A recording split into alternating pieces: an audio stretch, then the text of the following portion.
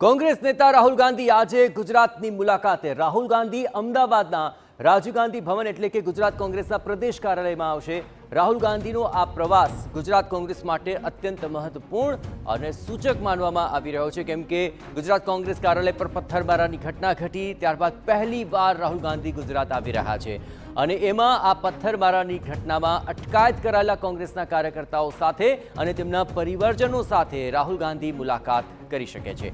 એટલું જ નહીં, રાજકોટનો અગ્નિકાંડ, વડોદરાનો હરણી બોટકાંડ, સુરતનો તક્ષશિલા કાંડ અને મોરબીનો ઝૂલતા પુલ કાંડના પીડિતો સાથે તેમના પરિજનો સાથે રાહુલ ગાંધી સંવાદ કરશે, જે બાબત ખૂબ જ સૂચક માનવામાં આવી રહી છે।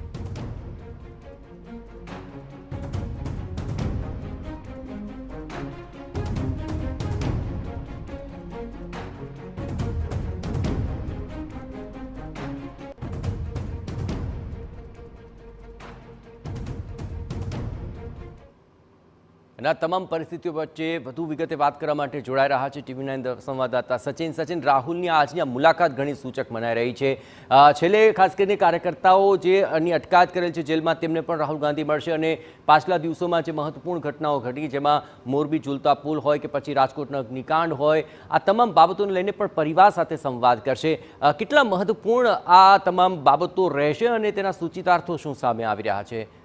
સચિન?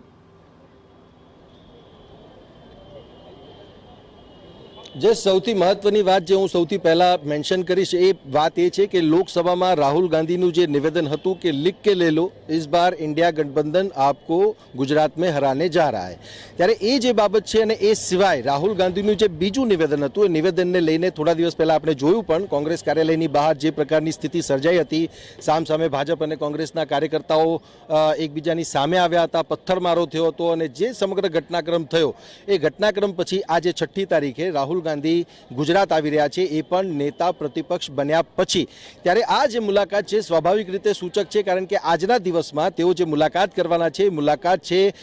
જે કાર્યકર્તાઓની એરેસ્ટ કરવામાં આવી છે ત્યારે એમના પરિવારજનોને મળશે અને વાસણા પોલીસ સ્ટેશનમાં જઈને જે કાર્યકર્તાઓને એરેસ્ટ કર્યા છે એમને પણ મળશે। અને બીજી જે મહત્વની વાત છે એ જે અલગ અલગ ઘટનાઓ બની છે, જેમાં તક્ષશિલા કાંડથી માંડીને ઉચ્ચ ટ્રેજેડી, સાથે જ સાથે જે રાજકોટ અગ્નિકાંડ છે, હરણી કાંડ છે, મોરબી કાંડ છે, ત્યારે આ અલગ અલગ જે કાંડ થયા છે જેમાં લોકોએ પોતાના જીવ ગુમાવ્યા છે અને નેગ્લિજન્સીના કારણે ગુમાવ્યા છે, ત્યારે એ બાબતને લઈને એમના પરિવારજનો, પીડિતો જે છે એમની સાથે રાહુલ ગાંધીની મુલાકાત થશે। અને આ જે મુલાકાત છે, મુલાકાતને લઈને અને જે પ્રકારે થોડા દિવસ પહેલા કોંગ્રેસ કાર્યાલયની બહાર જે પથ્થરમારો થયો હતો તો એને લઈને પણ આપ જોશો તો અત્યારે પોલીસ ફોર્સ જે અહીંયા તૈનાત કરવામાં આવી છે એમાં પેરામિલિટરી ફોર્સિસ પણ છે અને સાથે જ સાથે ડીસીપી કક્ષાના અધિકારી જે છે એ અહીંયા તૈનાત કરવામાં આવ્યા છે। પીઆઈ, એસીપી થી માંડીને પીએસઆઈ અને જે લોકલ ફોર્સિસ છે એ ફોર્સિસને પણ અહીંયા તૈનાત કરવામાં આવી છે। સ્વાભાવિક રીતે જે ઘટનાક્રમ થયો હતો એ ઘટનાક્રમ થયા બાદ આ જે પોલીસ જવાનો સંખ્યાબંધ આપણને અહીંયા દેખાઈ રહ્યા છે, ત્યારે આ જે બંદોબસ્ત છે, બંદોબસ્ત રાખવા પાછળનું કારણ પણ એક જ છે કે કાયદો અને વ્યવસ્થાની સ્થિતિ કોઈ પણ પ્રકારે બગડે નહીં અને સંપૂર્ણ વ્યવસ્થા છે એના ઉપર નિયંત્રણ લાવી શકાય તાત્કાલિકમાં। ત્યારે આ જે સ્થિતિ છે એ સ્થિતિને જોતા અને રાહુલ ગાંધીની મુલાકાતને જોતા એક વાત અહીંયા જે છે એ સામે આવી રહી છે અને એમાં એક જો લાઇનમાં કહેવામાં આવે તો જે સિસ્ટમ છે અને સાથે જ સાથે જે કાયદો અને વ્યવસ્થાની સ્થિતિ છે એના ઉપર જરૂરથી સવાલ ઊભા કરશે એવું અત્યારે રાહુલ ગાંધીની આ મુલાકાત અને એમના કાર્યક્રમ ઉપરથી સૂચિતાર્થ થઈ રહ્યું છે। અને આ જે કાર્યક્રમ છે એ કાર્યક્રમને લઈને આજના દિવસમાં ખૂબ ગહેમા ગહેમી રહેવાની છે એક આશંકા એવી પણ સામે આવી રહી છે કે રાહુલ ગાંધી જગન્નાથ મંદિરની પણ મુલાકાત લઈ શકે છે અને આ જે મુલાકાત છે મુલાકાત પણ જે છે એ કહી શકાય કે મહત્વની રહેશે રાહુલ ગાંધીની, કારણ કે આવતીકાલે ભગવાન જગન્નાથજીની રથયાત્રા છે અને આ જે રથયાત્રા છે એના પહેલા દિવસે આજની આ મુલાકાત છે અને સાથે જ સાથે રાજકીય રીતે પણ આ મુલાકાત ખૂબ મહત્વની કહી શકાય, કારણ કે જે નિવેદન એમનું રહ્યું છે, નિવેદન પછી રાહુલ ગાંધી તેમના કાર્યકર્તાઓને પણ મળવાના છે, નેતાઓને પણ મળવાના છે અને એમને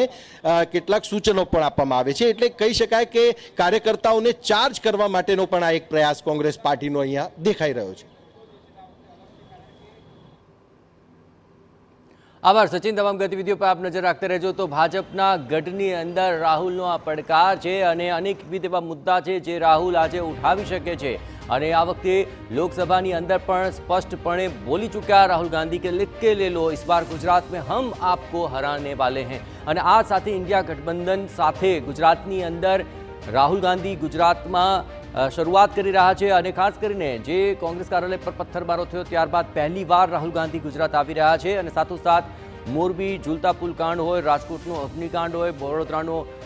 હરણી બોટ કાંડ હોય, આ તમામ બાબતોને લઈને પણ તેઓ શું નિવેદન આપે છે તે અત્યંત મહત્વપૂર્ણ બની રહેશે. પણ એક વાત સ્પષ્ટ છે કે આ તમામ ઘટનાઓના પીડિતો અને તેમના પરિજનો સાથે પણ રાहुल गांधी સીધો સંવાદ કરશે. મતલબ સાફ છે કે રાहुल गांधी આ તમામ મુદ્દાઓને લઈને મોટા નિવેદનો આજે આપી શકે છે.